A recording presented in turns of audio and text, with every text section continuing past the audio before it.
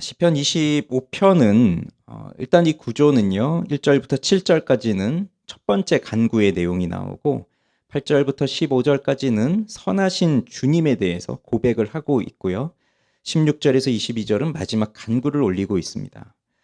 표제를 보니 다윗의 시라고 되어 있어요. 그래서 이 시의 저자는 다윗인데, 그런데 표제에 다윗의 시라고만 나와 있지 이 시를 어떤 배경에서 언제 기록했는지는 나오지 않습니다.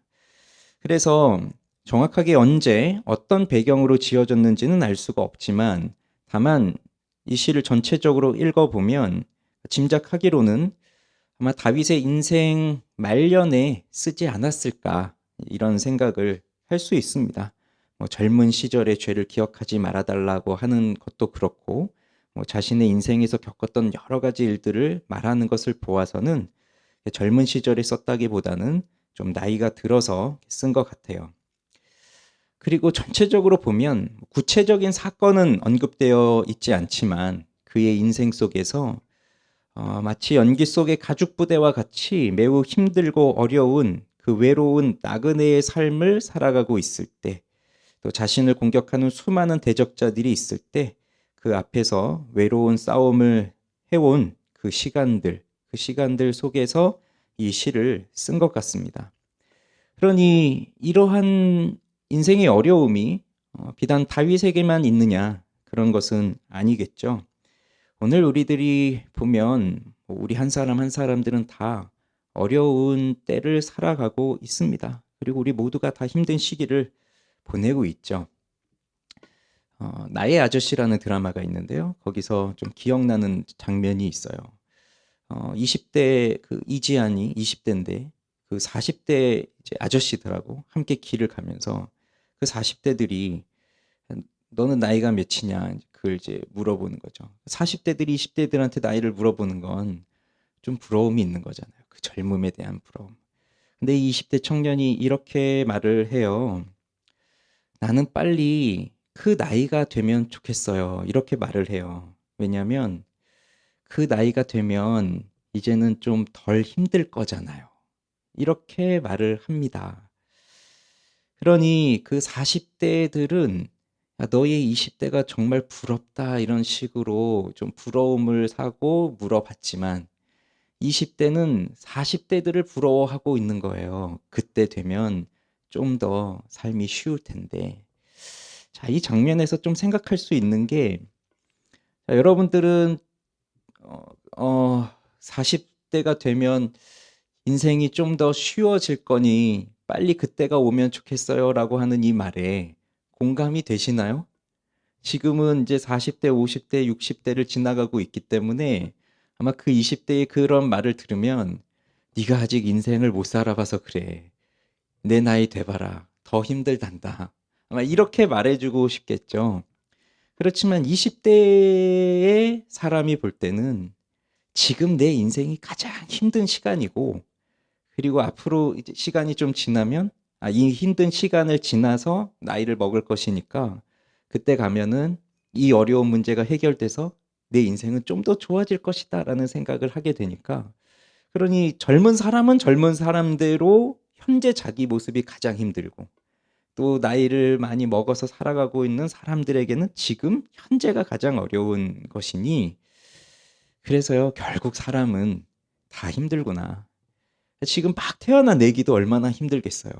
배고픈데 말은 못하고 마음껏 움직이지도 못하고 그냥 울 수밖에 없는 그 애기부터 시작해서 죽음을 앞둔 노년의 때라고 할지라도 그때도 얼마나 힘들겠습니까? 자, 오늘 이 예배에 나온 여러분들은 어떠십니까?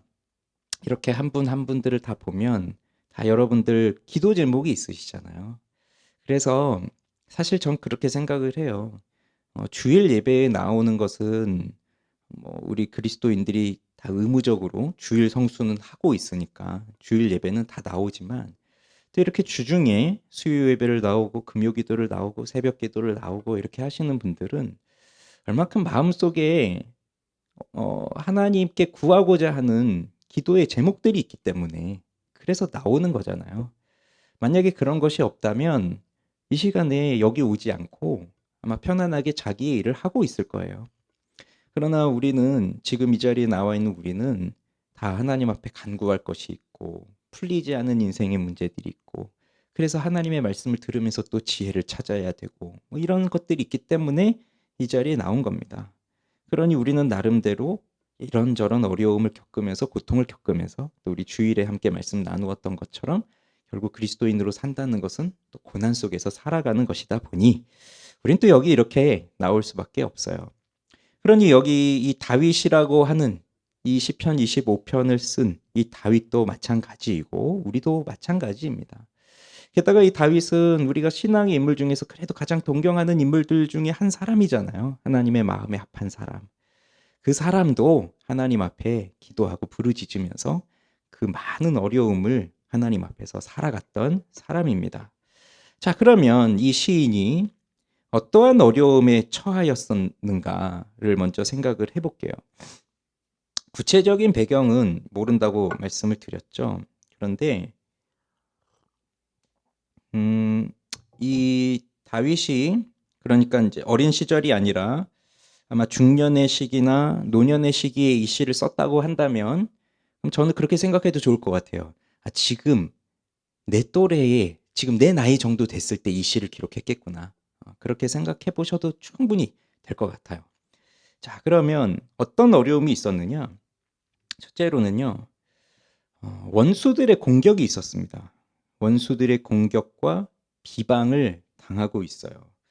여기 보면 나의 대적자들, 나의 원수들 이런 얘기들이 많이 나오거든요. 자, 이 다윗은 한 나라의 왕이 되었고 또 후대의 사람들에게 가장 존경받는 이스라엘의 왕이 되었는데 다윗은 적이 많았습니다. 그저 풀밭에서 양을 치고 사는 목동이었으면 뭐 이렇게 사람들하고 적을 이루면서 살지는 않았겠지만 이제 그가 골리앗을 죽이고 이 정치의 한복판에 서고 국제 정세의 한복판에 딱 서게 되니까 벌써 그 이스라엘의 왕이었던 사울부터 시작해서 시기하는 마음이 생기고 또 블레셋과 같은 여러 나라에서는 이 다윗이 아주 요주의 인물이 되면서 죽여야 되는 인물이 되고 또 다윗이 점점 권력을 갖게 되니까 그 권력을 빼앗고자 하는 사람들이 사방에 있게 되니까 그러니 굉장히 다윗의 인생에는 다윗을 좋아해 주는 사람들만 주변에 있었던 것이 아니라 다윗을 깎아내리고 비방하고 죽이려고 하는 그 원수들로 둘러싸여 있는 삶을 산 겁니다. 그러니 왕이 된다는 것은 편안한 삶을 사는 것이 아니고요. 부귀 영화를 누리면서 사는 것이 아니고요. 이렇게 대적자들에 둘러싸여 살 수밖에 없는 그 환경 속으로 들어간 겁니다. 그래서 다윗의 시들을 보면요. 이 25편뿐만 아니라 다윗의 여러 시들을 보면 그 대적자들을 뭐라고 노래하냐면 마치 자기를 잡아먹으려고 구덩이를 파놓고 몰래 구덩이를 파놓고 거기에 그 다윗이 빠지기를 기다리는 그런 사냥꾼처럼 올무를 쳐놓고 거기에 걸리기만을 기다리는 그러한 사냥꾼들처럼 그렇게 그 원수들을 표현하고 있어요. 그런 상황에서 나를 구해달라고 나를 좀 살려달라고 하나님 앞에 기도하고 있는 것이 다윗의 시의 대부분의 시의 내용이거든요. 그런데 이 다윗의 원수들은 그저 다윗을 싫어하는 사람들이라기보다는 다윗과 신앙적으로 맞지 않는 사람들이 대부분인 겁니다. 신앙적으로 맞지 않아요. 그렇다 보니 다윗을 비방하게 되는 것은 곧 다윗이 섬기는 하나님을 비방하는 것이 되는 겁니다. 신앙적으로 맞지 않으니까 다윗을 비방하고 다윗을 싫어하게 되면 다윗은 하나님의 뜻을 따라 사는 것이니까 하나님을 미워하고 하나님을 싫어하는 사람의 모습이었어요. 그래서 이 신앙적으로 같은 마음을 품지 않고 같은 뜻을 보이지 않는 사람들, 하나님을 경외하지 않고 하나님의 율법을 따르지 않고 자신의 욕망을 위해서 사는 사람들이 다윗을 공격한 겁니다. 그래서 3절에도 보면 이런 표현들이 나와요. 주를 까닭 없이 속이는 자들은 수치를 당하나이다. 까닭 없이 속이는 자들이라고 그렇게 표현을 하거든요. 까닭 없이 속이는 자. 또 시편 119편 같은 데 보면 이런 자들을 교만한 자들, 즉 다윗 자신을 비방하는 원수들을 교만한 자들, 또는 두 마음을 품은 자들 이런 식으로 표현을 하고 있어요. 결국 사람은 혼자서 살아갈 수가 없습니다. 하나님은 이 세상을 창조하시고 사람들을 창조하실 때 혼자 살도록 창조하지 않으셨어요. 결국 다른 사람들과 관계를 맺고 사회를 이루면서 살게 하셨는데 그러다 보니까 뭐 신앙적으로 맞지 않고 마음적으로 맞지 않고 하는 사람들하고 우리는 둘러싸인 채 살아가니 결국은 인간 관계 속에서 여러 가지 어려움을 겪을 수밖에 없습니다. 특히 이제 나에 대한 비방을 하는 사람들, 뭐 우리도 여러 차례 만나 보았을 거예요. 나에 대한 비방을 하는 사람들, 그냥 까닭 없이 나를 싫어하는 사람들, 나를 대적하는 사람들, 그런 사람들이 우리도 충분히 만나봤을 겁니다. 그래서 우리의 삶 속에서 사람 때문에 힘들지 않아 본 적이 있는 사람은 없을 겁니다. 회사에서도 그렇고 뭐 심지어 교회에서도 마찬가지고요. 그리고 가정에서도 마찬가지죠. 사람 때문에 힘듭니다. 근데 이것이 내가 나쁜 사람이어서 진짜 내가 나쁜 사람이어서 다른 사람들에게 내가 내 나쁜 행동과 나쁜 짓으로 인해서 욕을 받는다면 그러면 그건 내가 고쳐야 될 문제잖아요. 그렇지만 내가 나쁜 사람이 아니고 다윗처럼 이렇게 선한 삶을 살아가지만 그런데도 불구하고 사람들이 나를 비방한다. 특히 그 마음에 하나님이 없다고 하는 사람들이 그렇게 나를 공격한다. 그러면 억울합니다. 억울하죠.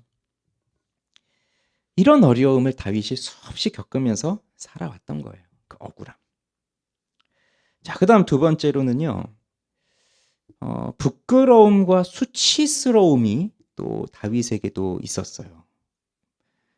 결국 이렇게 사람들에게 비방을 당하고 욕을 먹고 이렇게 되면 결국은 수치심을 느낄 수밖에 없습니다. 사람들이 나를 욕하고 비방하는데 거기서 어떻게 뭐 자연스럽게 살 수 있어요? 자연스럽게 수치감을 느끼죠. 그러니 원수들의 목표는 나로 하여금 수치감을 느끼게 하는 겁니다. 수치스럽게 하는 거예요. 부끄럽게 하는 거. 그러니 2절, 뭐 3절 이런 데서도 나를 부끄럽게 하지 마십시오. 수치를 당하지 않게 해주십시오. 이런 기도를 올리고 있습니다. 그런데 우리도 생각해 보면 우리 인생 속에서 이 부끄러움을 당하지 않기 위해서 참 많은 애를 쓰면서 삽니다.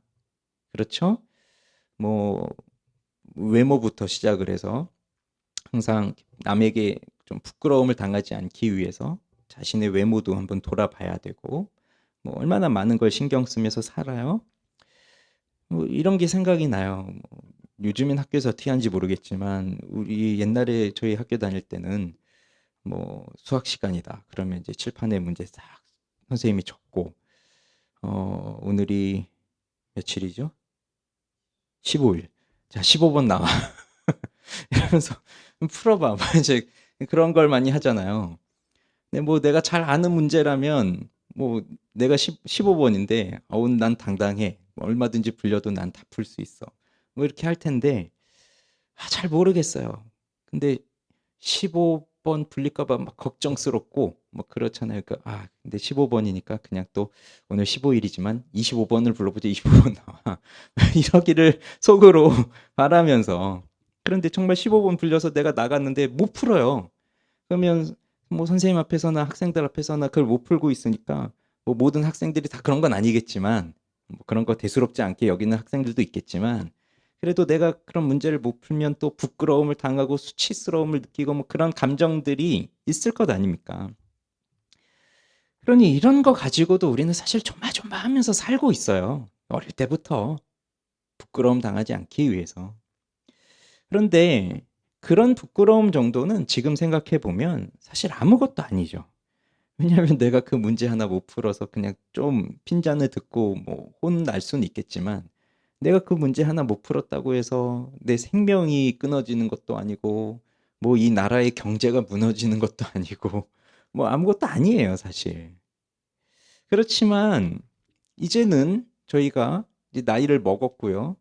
뭐 보통 다들 이제 한 가정의 가장이 되고 부모가 되고 그러면서 아이들을 가르치고 뭐 중책을 맡고 이러면서 살아가고 있다 보니까 지금은 책임감이 굉장히 커집니다. 그래서 그 어린 시절에 겪는 그런 수치감보다 그만큼 더 큰 책임감을 가지고 있기 때문에 내가 뭐 하나 잘못하면 더 큰 수치심을 당할 수밖에 없어요.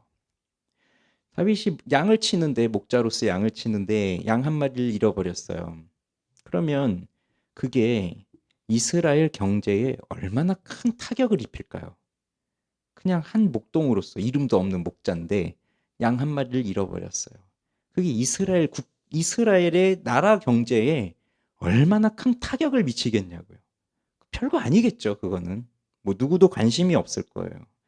그렇지만 이제 한 나라의 왕이 되어서 정책을 결정하고 뭐 블레셋과 전쟁을 하고 그 전쟁에 나갔는데 만약에 패배하고 그래서 경제적 손실을 입히고 그 나라의 백성들이 나가서 죽임을 당하고 그런 일이 일어난다면 그건 이 사람 한 사람의 결정으로 인해서 나라 전체가 흔들리고 뭐 사람들의 생명이 왔다 갔다 하는 일이 벌어지니까 이거는 굉장한 책임감이 뒤따르는 거죠. 그래서 그것을 하지 못했을 때는 많은 부끄러움과 수치가 뒤따라오게 되어 있습니다.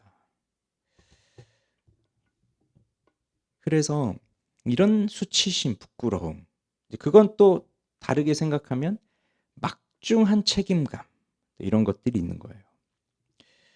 존 파이퍼는 그 설교자의 직무에 대해서 뭐라고 말하냐면 수많은 사람을 돕거나 해칠 수 있는 잠재력 때문에, 그러니까 설교자는 이렇게 나와서 지금 설교를 하지만 수많은 사람들을 도울 수도 있고 한편으로는 수많은 사람들을 해칠 수도 있다는 거거든요. 그래서 더 위험하고 더 영광스러운 소명이다라고 설교자의 직무에 대해서 우리 존 파이퍼 목사님이 그렇게 이제 정리를 합니다.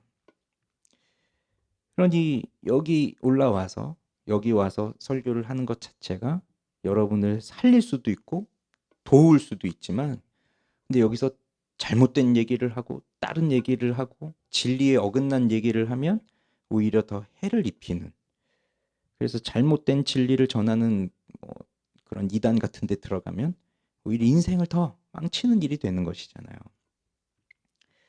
그래서 막중한 책임감이 뒤따라오는 것이 또 한편으로는 굉장한 고난이 되는 거죠. 어려움입니다. 어려움. 자, 그리고 세 번째로 이 시인은, 다윗은 외롭고 괴로움을 토로하고 있어요. 16절에 보면 주여 나는 외롭고 괴로우니 내게 돌이키사 나에게 은혜를 베푸소서. 외롭다고 하고 있습니다. 그리고 괴롭다고 하고 있습니다. 이 한 나라의 왕이니까 혼자 있는 건 아닐 거예요. 항상 옆에 사람이 있을 겁니다. 자기를 지켜주는 사람부터 시종 드는 사람까지, 그 다음에 조언을 하는 신하들, 늘 이렇게 있고, 또 다윗은 아내도 많았고 자녀들도 많았거든요. 그런데 그렇게 사람들에게 둘러싸여 있다고 해서 외로움이라는 것이 없느냐? 그렇지 않은 거죠. 오히려 사람들에게 둘러싸여 있기 때문에 이 다윗은 더 많은 외로움과 더 많은 고통을 겪기도 합니다. 특히 다윗은요, 이 가족 안에서 외로움을 많이 겪었어요. 그래서 27편이었던가요? 거기 보면 그런 얘기도 나오잖아요. 내 부모는 나를 버렸지만, 그렇지만 뭐 하나님은 나를 버리지 않으십니다. 이런 표현들을 하는 걸 보면 벌써 부모에게 받은 상처도 있고, 그 다음에 여러 아내들을 두고 있지만 그 아내들에게서도 진정으로 사랑을 받고 사랑을 하고 그런 관계도 없었던 것 같고, 근데 한 사람을 정말 사랑하게 됐는데 그건 또 불륜이 돼버렸고, 밧세바 뭐 이런 또 이 잘못된 관계가 되어버리고, 자녀들도 많았죠. 자녀들도 많았는데 그 자녀들도 결국은 이 다윗을 해하려고 하는 사람들이었잖아요. 반란을 일으키고 또 서로 죽이고 뭐 이런 일들이 그 속에서 일어났단 말이에요. 그러니까 사람이 많고 뭐 가족이 많다고 해서 외로움이 없고 그런 것이 아니라 이 사람은 그런 관계 속에서 또 외로움을 많이 겪으면서 살았던 사람이에요. 자, 이런 것이 오늘날 우리들도 많이 겪고 있는 이제 한 사람 한 사람들의 개인적 감정입니다.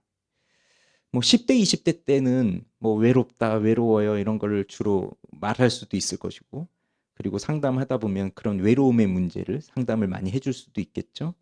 근데 40대, 50대, 60대가 됐는데 그때는 나 외롭습니다 이런 말 하기가 사실 쉽지는 않잖아요. 제가 목사인데 제가 여러분에게 저 외롭습니다 이런 말 하면 여러분 저를 어떻게 생각하시겠어요? 그러니 뭐 저 외로운 제가 지금 뭐 외롭고 그런 건 없거든요. 그런 감정은 없는데, 근데 제가 너무 외롭습니다. 집에 가도 아무도 없는 것 같고 교회 와도 아무도 없는 것 같고 교회 이렇게 성도들이 많은데 아무도 없는 것 같고, 그럼 뭐라고 생각하시겠어요? 그러니 뭐 여러분도 마찬가지일 거예요. 지금 이제 이 정도 되면은 뭐 외로움이란 거는 그런 정서, 그런 감정은 애써 외면하는 그런 감정일 수도 있지만, 그런데 이게 오히려 우리는 이 사회적 위치를 더 많이 갖고 있기 때문에 그 속에서 나이를 먹어가면서 더 외로움을 겪을 수 있어요. 어떤 부분에서냐면 사회적 위치에서 오는 상실감. 우리는 끊임없이 비교하거든요. 끊임없이 비교해요. 뭐 어렸을 때 같이 학교 다녔던 친구들이 지금 어떻게 돼 있나부터 시작을 해서 지금 내 나이의 사람들은 지금 어떻게 살고 있나, 그다음에 뭐 이제 50대, 60대 이후엔 내가 어떻게 살아야 되나 이런 것들을 늘 고민하면서 살기 때문에 비교하거든요. 그러면 다른 사람은 저렇게 살고 있구나. 다른 사람은 지금 저 정도로 살고 있구나. 저 정도 수준으로 살고 있구나. 뭐 이렇게 하다 보니 나는 거기에 못 미치는 것 같아라고 하는 상실감이 내 속에 들어오면 그때 사실 나는 외로운 감정을 가져요. 그게 괴롭고. 왜냐하면 거기에서 그 공허함이 밀려오거든요. 근데 그때에 나의 이러한 감정을 같이 나눌 수 있는 가족들이 있다면 모르겠지만 그런 것도 없다. 누구에게도 말할 수 없다. 그러면 이게 굉장히 외로운 거죠. 그 사회적 상실감 속에서 겪는 외로움. 그리고 나 혼자구나. 난 아무것도 이루지 못했구나. 난 이 나이 되도록 결국 실패한 인생을 살았구나. 이런 생각밖에 할 수가 없는 거죠. 그러면 이게 그냥 그 정서로만 맞춰지는 게 아니라 이런 마음이 생기기 시작하면 우리의 마음을 결국은 괴로움으로 끌고 갑니다. 괴로워지는 거예요. 괴로우면 고통이죠. 그래서 근심이 생길 수밖에 없는 거죠. 걱정 한 보따리를 이제 싸들고 가는 거예요. 그래서 예전에 들은 얘기인데, 행복에 대한 리서치를 했을 때 이렇게 세대 간의 답을 이렇게 해보니까 그 세대마다 뭐 20대, 30대, 40대, 50대, 60대, 70대 다 세대들마다 공통적으로 나오는 단어, 공통적으로 나오는 이슈가 있었어요. 불안입니다. 불안. 그러니까 10대들도 불안, 20대도 불안, 30대도 불안, 40대도 불안. 다 모든 세대가. 불안의 종류는 다르겠지만 모든 세대의 사람들이 불안이라고 하는 두려움과 근심과 걱정을 안고 살아가고 있는 거예요. 그러니 뭐 열심히 공부해서 대기업에 취직한 청년들이 한 2, 3년 회사 그렇게 다니다 보면 다 공황장애 오고 우울증에 오고 뭐 이런 이야기들이 이제 많이 들었잖아요. 얼마큼 많은 힘든 것들이 지금 우리 전 세대에 걸쳐서 다 있는지 생각해 보십시오. 그러니 다윗이 겪고 있는 이런 외로움과 괴로움의 정서들이 지금 우리들에게도 다 있습니다. 자, 그다음에 마지막으로 또 뭐가 있냐면 이 시인은 죄의식과 죄책감을 또 가지고 있어요. 7절에 보면 여호와여 내 젊은 시절의 죄와 허물을 기억하지 마시고 주의 인자하심을 따라서 주께서 나를 기억하시되 주의 선하심으로 하옵소서. 젊은 시절의 죄들과 허물을 기억하지 말아달라고 간구하고 있습니다. 죄에 대한 언급을 이 시에서도 25편 안에서도 여러 번 하고 있어요. 그러면 내 젊은 시절의 죄와 허물을 기억하지 마시고 라고 하는 것을 지금 뭐 한 50대쯤 돼서 이러한 기도를 하고 있다면 지금 그때에 이 사람에게 생각나는 것이 그 젊은 시절의 죄가 생각나고 있는 거잖아요. 야, 내가 10대 때, 20대 때, 30대 때 내가 왜 그렇게 살았을까? 내가 왜 그런 일들을 행하였을까? 뭐 그런 것들이 이 사람의 마음속에 또 계속해서 떠오를 것이고, 그게 떠오르니까 양심의 가책도 생기고 후회도 생기고 여러 가지 감정들이 생기겠죠. 그런데 하나님이 그것들을 기억하고 계시다고 한다면 하나님 앞에 나아갈 수가 없잖아요. 부끄러움과 수치심이 있는데 사람은 또 부끄러움과 수치심은 가리고 싶어 해요. 감추고 싶어 하고. 그러니 이 원수들도 우리에게 수치심을 불러일으키는 것이 목표라고 한다면 우리의 영혼의 원수가 되는 사탄은 우리에게 뭘 주고 싶은 거예요? 수치심을 불러일으켜 주고 싶은 거거든요. 그러면 감출 수밖에 없어요. 아담과 하와가 선악과를 따먹었는데 선악과를 따먹고 그들이 한 일은 나뭇잎으로 가린 겁니다. 왜? 부끄러움을 경험했거든요. 그 전에는 두 사람이 벌거벗었으나 부끄럽지 않다고 했어요.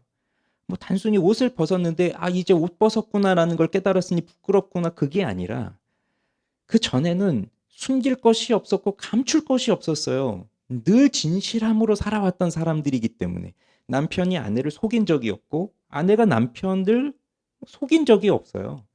모든 걸 서로 다 알고 있고 그렇게 살아왔기 때문에. 그런데 죄를 지으면 인간은 감추고 싶어 해요.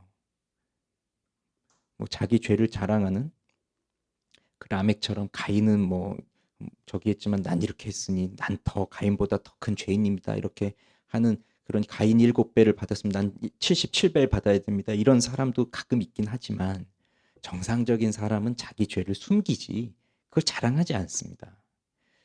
그러니 이 남편과 아내가 늘 함께 살았는데 아담과 하와가 선악과를 딱 따먹고 났는데 몰래 따먹은 게 아니라 둘이 같이 먹었으니 둘이 명백하게 죄 지은 게 드러났잖아요.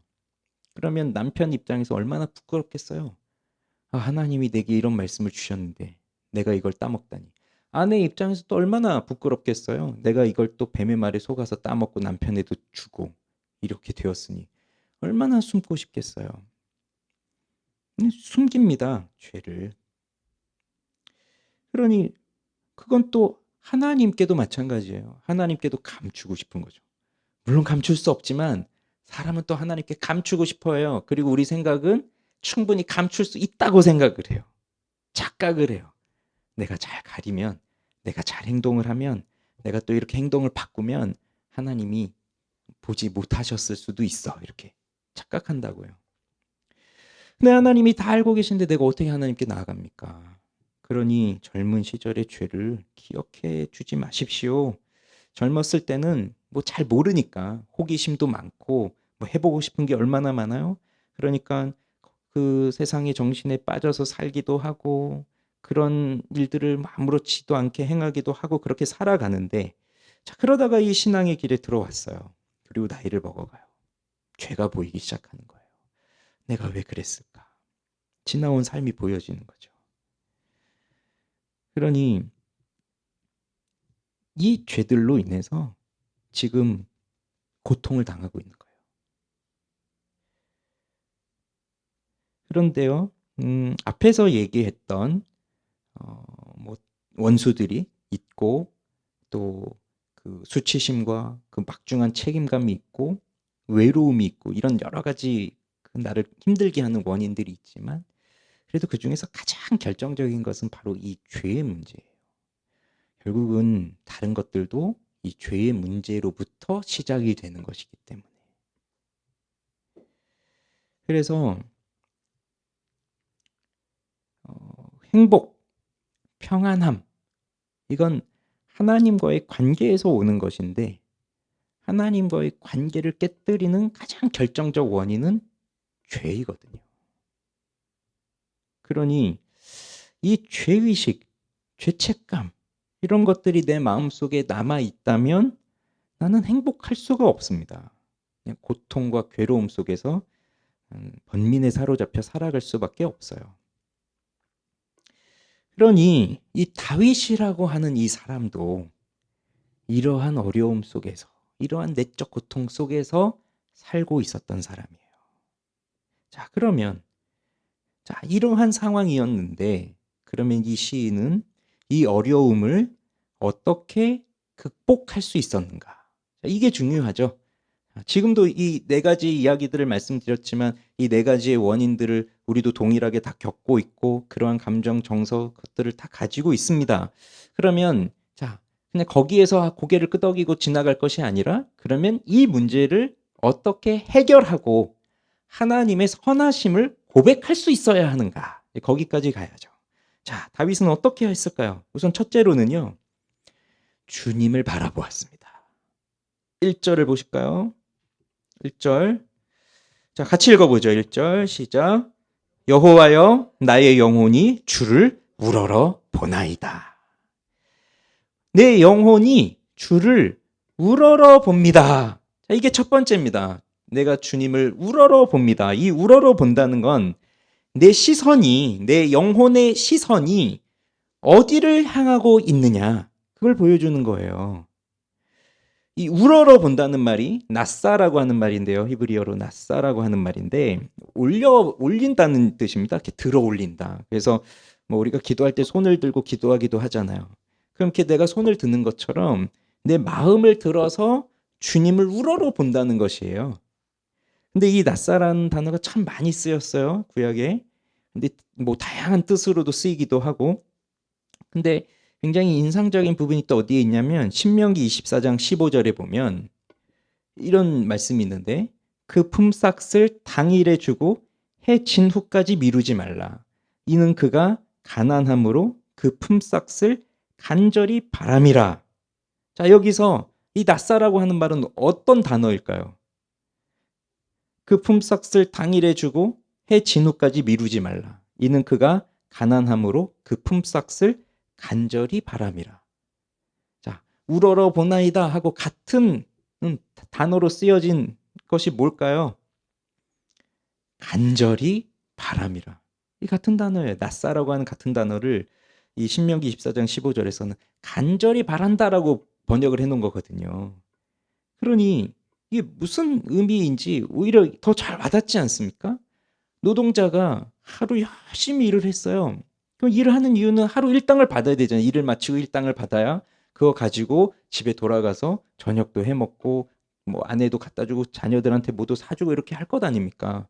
근데 하루를 열심히 일을 했는데 그 일을 시킨 고용주가 돈을 주지 않아요. 일당을 주지 않아요. 그럼 이 사람 마음은 어때요? 내가 열심히 일을 했는데 오늘 돈을 안 주네? 아유, 뭐 이런 사람 있나 하고 돌아갑니까? 아니, 그렇지 않잖아요. 달라고 할 거잖아요. 그 사람이 간절히 바라는 건 오늘 내가 일을 했으니 내게 일당을 받는 것, 그게 간절한 소원이에요. 안 준다고 그냥 못 받을 수도 있군 하고 돌아가지 않잖아요. 하나님을 바라본다는 게 바로 그겁니다. 그냥 봐도 그만 안 봐도 그만 그게 아니라 내가 일을 했는데 돈을 못 받아도 그만 받아도 그만 그게 아니라 일을 했으면 반드시 받아야 되는 것처럼 하나님을 그렇게 바라본다는 거예요. 여기서 내 영혼이 주를 우러러 보나이다 라고 하는 것은. 그래서 뭐 비슷한 표현이 시편 123편에 보면 상전의 손을 바라보는 종들과 같이 그렇게 여호와를 바라보라고 하거든요. 여주인의 손을 바라보는 여종들의 눈과 같이 그렇게 보라고 한 거였어요. 또 비슷한 표현을 생각해 보면 그 광야에서 뱀에 물려 죽어가던 자들이 모세가 놋뱀을 그 장대 위에 높이 매달았을 때 그 놋뱀을 보면 살리라 했을 때 그 불뱀에 물려 죽어가는 자들이 그 놋뱀을 쳐다볼 때 봐도 그만 안 봐도 그만 그것이 아니라 바로 이렇게 간절히 보는 거잖아요. 그걸 말하고 있는 겁니다. 주를 우러러 보나이다. 그러니 힘들고 어려운 상황이 놓였을 때 그냥 주님을 봐도 그만 안 봐도 그만 그게 아니라 내 영혼의 시선은 주님께만 고정되어서 주님을 바라봅니다. 내 영혼이 주님을 바라봅니다. 간절히 바라봅니다. 자, 그러니 2절에서도요. 같은 표현은 아니지만 주께 의지하여 싸우니 라고 나오고, 또 3절에서도 주를 바라는 자들은 이렇게 나오잖아요. 이 주님을 바라보는 것이 결국은 주님을 의지하는 것이에요. 그리고 그 주님을 의지하는 태도는, 이렇게 주님을 간절히 바라보는 태도는 우리의 경건 생활에서 어떤 모습으로 나올까요? 기도의 모습으로 나오는 겁니다. 기도. 그래서 주님을 간절히 바라보는 간절한 기도는 우리에게 반드시 필요한 것이에요. 간절한 기도는 우리 인생이 몰아쳐오는 여러 가지 어려움을 극복할 수 있는 마음의 채비가 되는 겁니다. 그러니까 기도를 하면 어려움이 싹 물러간다는 그 얘기를 하는 게 아니라, 기도는 어려움이 왔을 때 그 어려움을 대할 수 있는 준비를 하는 거라고요. 준비. 그래서 평소에 이 기도의 생활로 준비가 되어 있지 않으면 아무리 지성적으로 말씀을 잘 이해하고 또 이 성경 구절을 뭐 암송하는 구절들이 많고 또 신학 서적들을 여러 읽어가지고 거기에 뭐 교리들을 다 암송해서 뭐 하나님의 속성은 이런 성품, 이런 성품, 이런 성품, 이런 것들이 다 이렇게 다 외우고 있다고 하더라도 평소에 기도하는 삶이 되어 있지를 않으면 어려움이 일어나잖아요. 그러면 그 전에 외우고 있었던 성경 말씀도 하나도 기억이 안 나고요. 내가 알고 있던 신앙의 원리도 나한테 적용을 못 시켜요. 그래서 영적인 침체에 빠진 사람들이 제일 잘하는 말이 모르겠다는 거예요. 모르겠다. 왜 그렇습니까? 하나님을 간절히 바라보는 태도로, 간절한 기도로 늘 일상의 삶에서 그게 준비가 되어 있었어야 되는데 그게 되어 있지 못하다 보니까 그냥 어려움이 오면 다 놔버리는 거예요. 그래서 우리는 하나님을 바라보아야 됩니다. 내 마음이, 내 영혼이 하나님을 바라봐야 됩니다. 자, 그 다음 두 번째는 주님의 말씀을 배워야 돼요. 자, 4절 5절을 같이 읽어보죠. 4절 5절. 여호와여 주의 도를 내게 보이시고 주의 길을 내게 가르치소서. 주의 진리로 나를 지도하시고 교훈하소서. 주는 내 구원의 하나님이시니 내가 종일 주를 기다리나이다. 여기 주의 도를 내게 보이시고, 이 도라고 하는 말, 이게 데레크입니다. 길이란 말이에요. 길이란 뜻이에요. 그러니 주님의 길을 내게 보여주십시오. 이 구약에서 이 데레크는 그냥 길만이 아니라 이게 결국은 내가 가는 길을 내가 걸어가는 모든 길을 말하는 거예요. 그래서 내 삶의 모든 여정, 내 삶의 모든 행동 양식들. 그다음 이제 그 4절에 주의 길, 호라크라고 하는 말인데 길. 데레크와 호라크를 썼는데 이건 태도, 방식. 그러니 그 주님의 길을 내게 가르쳐 주시옵소서. 주의 진리로 나를 지도해 주시옵소서. 나를 교훈해 주시옵소서. 지금 이렇게 가르쳐 달라고 하는 간구를 하고 있습니다. 자, 어려움에 빠진 이 사람이 내 어려움을 물리쳐 주십시오. 내 어려움이 오지 않도록 어려움의 문제를 빨리 해결해 주십시오. 그걸 먼저 구하는 게 아니라 하나님의 길을 가르쳐 주십시오. 하나님의 말씀을 가르쳐 주십시오. 그걸 먼저 구하고 있어요. 하나님은 선하시고 정직하신 분이기 때문에 그의 도로 죄인들을 교훈하시고 책망하시고 그래서 그의 말씀으로 그들을 가르치시는 분이거든요. 그러니 가르쳐 달라고 간구하고 있는 것은 하나님의 말씀을 구하고 있는 태도입니다. 그래서요, 우리가 살아가면서 정말 여러 가지 위기를 겪고 어려움들을 겪는데 그때 흔들리지 않기 위해서는 아까 처음에 뭐 하라고 했어요? 평소에 기도의 삶이 되어야 한다고 했잖아요. 자, 근데 또 기도만 열심히 하고 있어서는 또 안 되는 거예요. 여기에 이 지성적인 준비가 함께 어우러져 가야 되는 거예요.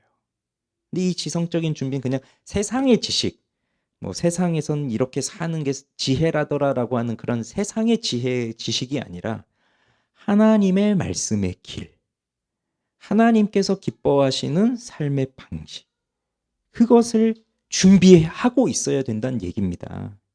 자, 어려움에 빠졌을 때 보통 생각을 해보세요. 어려움에 빠졌을 때 즉시 기도가 되던가요?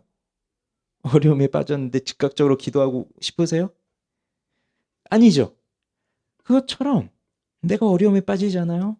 그 어려움에 빠졌을 때 즉각적으로 성경을 펴서 읽고 싶을까요? 그렇지 않아요. 지금 어려움에 빠졌고 큰 고난에 빠졌는데 막 그 고난 때문에 지금 근심하고 괴로워 죽겠는데 시간 됐네 교회 가야지 하고 이렇게 웃으면서 교회 오시는 분들이 있을까요? 그 쉽지 않아요. 어렵네.